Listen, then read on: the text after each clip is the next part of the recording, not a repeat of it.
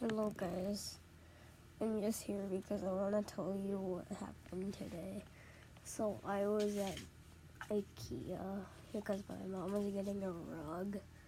So then me and my brother were bored. My mom was doing like this customer service thing or something. And we just played tag, and this mean old granny just came up to us, and we were like climbing on like the stack, like giant metal things. I was climbing on it, and then the grandma just went up to my little brother and just went, you guys aren't supposed to do that. And we're like, we're sorry. And she's just like, I'm gonna report you.